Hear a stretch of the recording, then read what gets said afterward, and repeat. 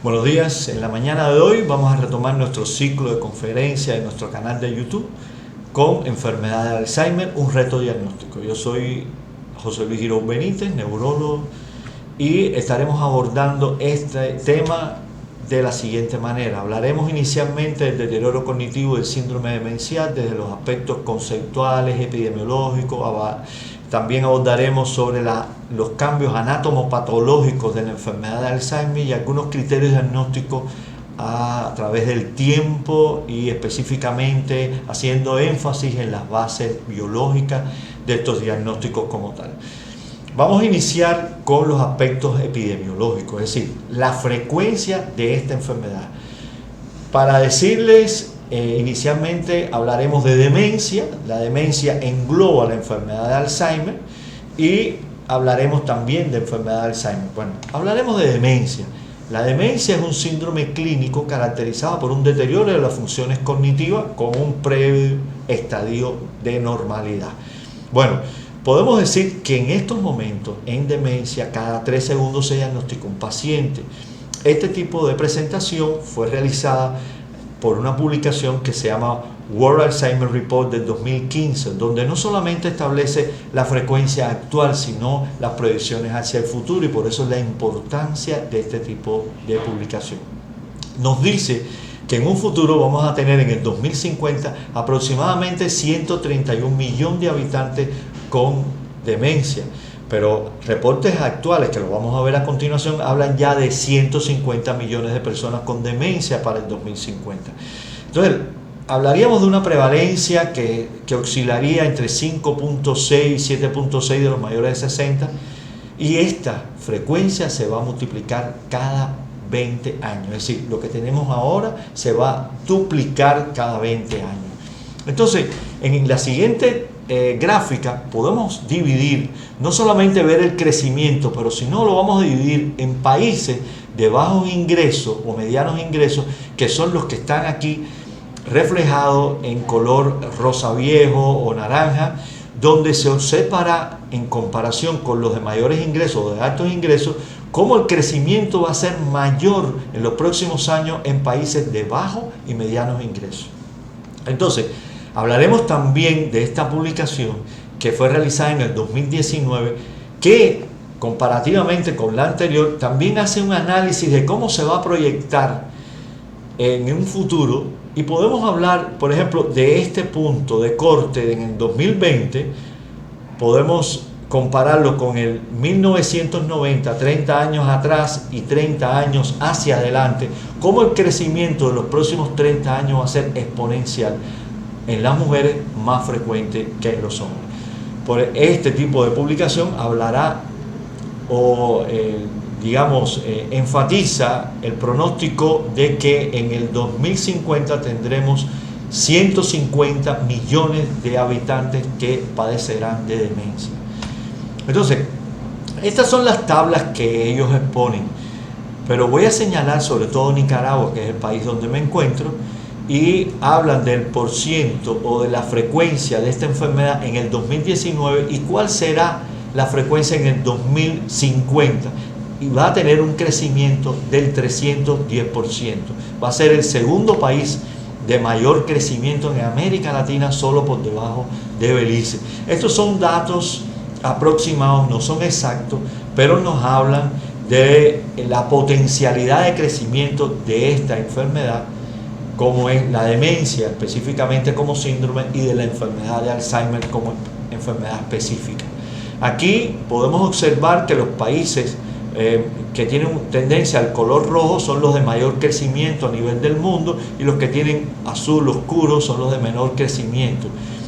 Desafortunadamente, como vimos en la gráfica anterior, el mayor crecimiento lo tendrán los países de mediano y bajo ingresos como tal, no así países como por ejemplo Estados Unidos, Europa, que tendrán un menor crecimiento de este tipo de enfermedad como tal. Bueno, vamos a hablar de los aspectos clínicos, los aspectos que tienen que ver con los conceptos como tal, y vamos a tocar 3 elementos clínicos como tal. El deterioro cognitivo en 2 ramas, deterioro cognitivo subjetivo y deterioro cognitivo leve, y la demencia, pero sobre todo la enfermedad de Alzheimer. Bueno, deterioro cognitivo es aquella persona que tiene alteraciones cognitivas, sobre todo de memoria, fundamentalmente de memoria, pero en este del subjetivo es subjetivamente, y cuando uno como médico valora a estos pacientes, los examina, le hace las pruebas que habitualmente hacemos,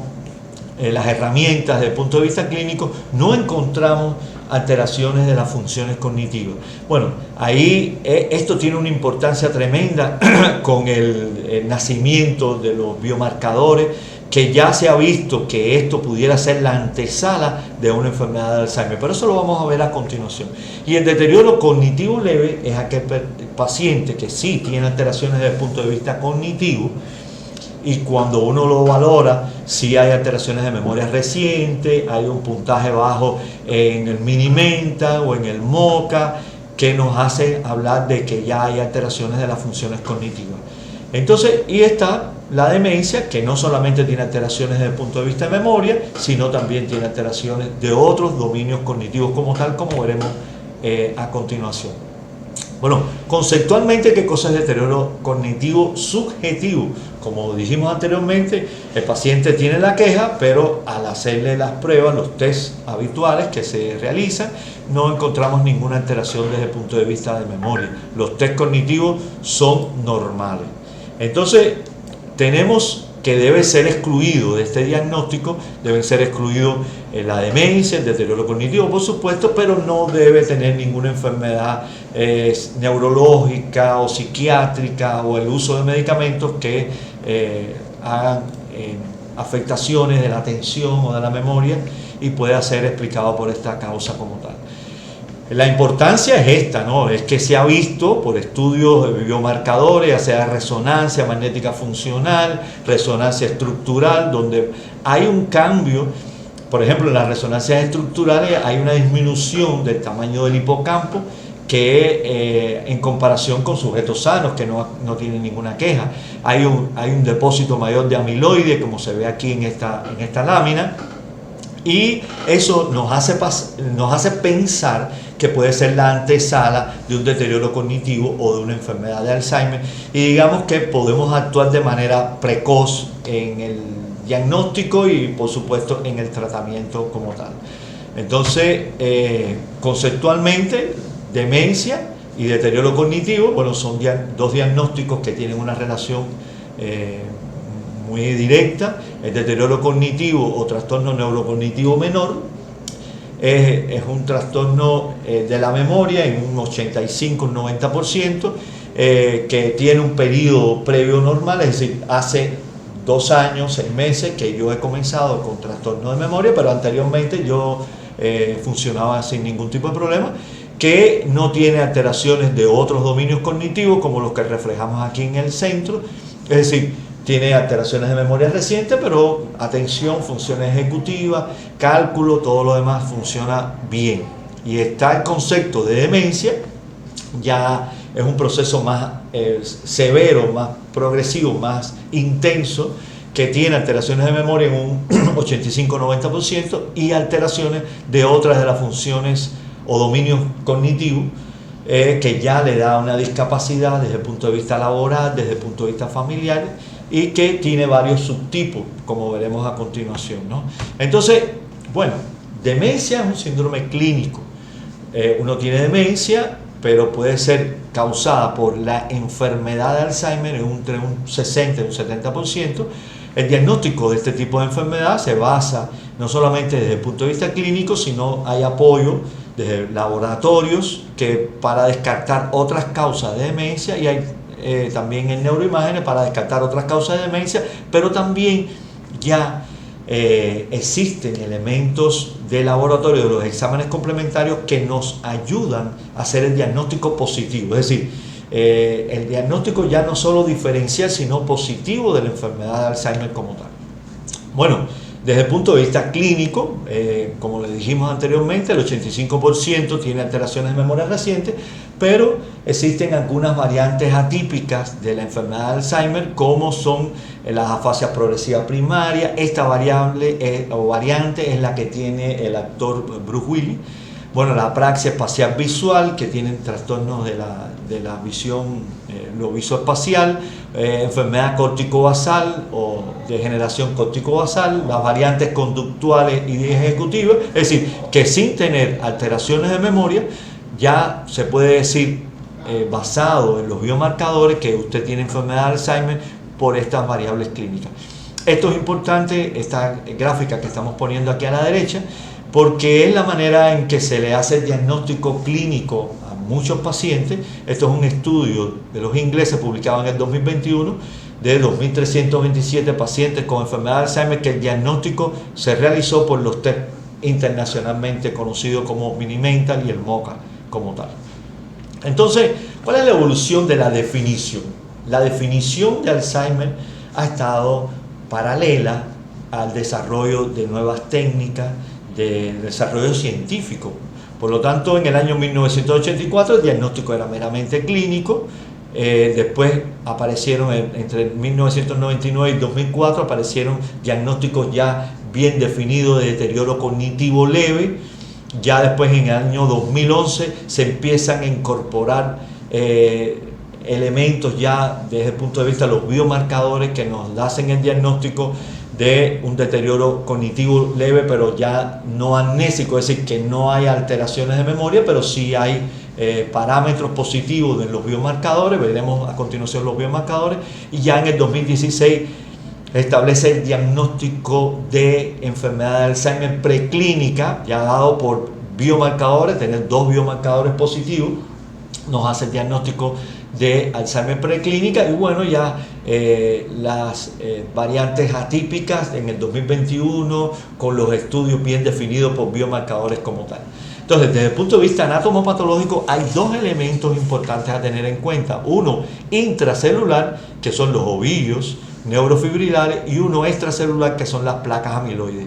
Estos ovillos neurofibrilares son deformidad de unas proteínas del citoesqueleto de la neurona como tal, que son el tau, que cuando se fosforila pierde su capacidad de mantener el citoesqueleto normal y provoca degeneración y muerte celular, y las placas amiloides hacen lo mismo. Entonces, estos son los 2 elementos desde el punto de vista patológico a tener en cuenta, que ahora existen entonces marcadores específicos para hacer el diagnóstico de este tipo de alteraciones, incluso antes de empezar las manifestaciones clínicas como tal.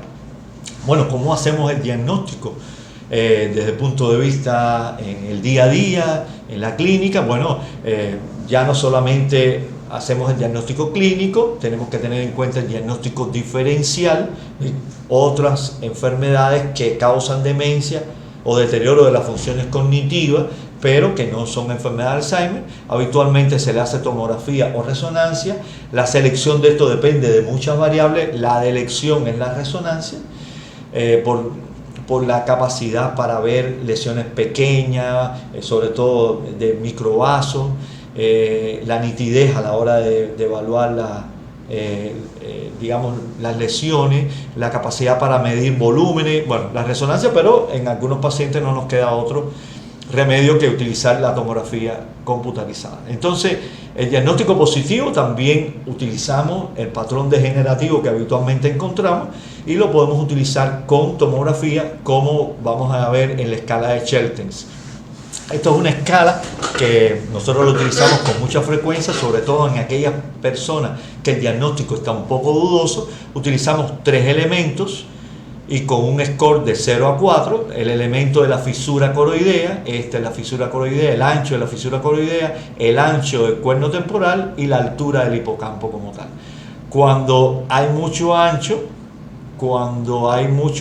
del cuerno temporal y cuando está descendido la altura del hipocampo, son los 3 elementos a tener en cuenta. Y tenemos un punto de corte en los menores de 75 de 2 y en los mayores de 75 de 3. Por ejemplo, un paciente que tiene un ancho aquí que se puede categorizar como 1 y un ancho del cuerno temporal que se puede categorizar como 3 y descendido como 2 la altura del hipocampo, entonces nosotros puntea 6 y tenga la edad que tenga, este es un paciente que tiene elementos de una atrofia temporal medial como tal. Bueno, en cuanto a veces uno se preocupa porque utiliza el Mini-Mental, utiliza el MoCA como herramientas para el diagnóstico del deterioro cognitivo o el primer screening de la enfermedad de Alzheimer. Bueno, son herramientas altamente utilizadas. Aquí para el diagnóstico de 2.327 pacientes, una publicación en el 2021, la inmensa mayoría utilizaron este tipo de herramientas como tal. Y solamente los biomarcadores en punción lumbar o test genético u otros biomarcadores en un mínimo por ciento. Esto es lo que habitualmente hacemos como tal, que es la historia médica, el examen físico, exámenes de sangre para hacer un diagnóstico diferencial, los test cognitivos y la tomografía o la resonancia como tal, ¿ya?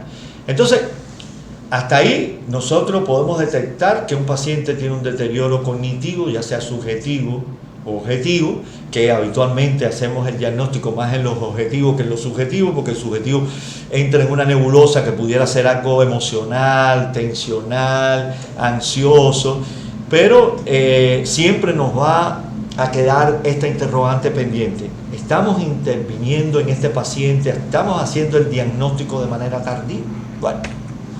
Bueno, esto es una publicación del 2023 donde nos dice cuáles son los procesos que ocurren en un paciente con enfermedad de Alzheimer y cuál es el momento que habitualmente nosotros lo abordamos. El momento de abordar el paciente es este, en el momento, en esta franja verde, donde hay una progresión de los trastornos de memoria o de otros dominios cognitivos que puede estar afectando y haciendo, por ejemplo, el deterioro de las funciones cognitivas de manera progresiva, pero este es el momento en que nosotros, como mínimo, podemos hacer, digamos, intervención en este paciente. Pero existen una serie de procesos que ya están ocurriendo años antes, como por ejemplo el depósito de sustancia amiloidea, como puede haber atrofia en la resonancia, y que nosotros no nos llegue a este paciente porque este paciente no aqueja trastorno de memoria hasta este momento. Pero en este momento, si nosotros pudiéramos hacer el diagnóstico, pudiéramos llevar un tratamiento más adecuado, dirigido a estas alteraciones desde el punto de vista neurobiológica, que pudieran disminuir, enlentecer o retardar el inicio de una enfermedad de Alzheimer como tal. Entonces, estos son los biomarcadores que internacionalmente se hacen en el líquido cefalorraquídeo. Esta es la determinación del péptido de beta-amiloide de 42 aminoácidos y la relación de entre el D42 con el D40, que el que está elevado es este. Y también la proteína tau fosforilada puede estar aumentada en los pacientes, es decir, está reducido el péptido 42 y está aumentada la proteína tau como tal. Entonces, estos son los estudios que nos permiten evaluar esto, sobre todo estudios de imágenes. Por ejemplo, podemos realizar PET, es decir, tomografía por emisión de protón único, es decir, que puede detectar, por ejemplo, la amiloide, que puede detectar el tau, que puede detectar daño neuronal y que también para las células dopaminérgicas es útil. Pero el que más podemos encontrar, sobre todo en nuestros países latinoamericanos, es el SPECT, que no podemos detectar ni tau ni amiloide, pero sí podemos detectar daño neuronal como tal.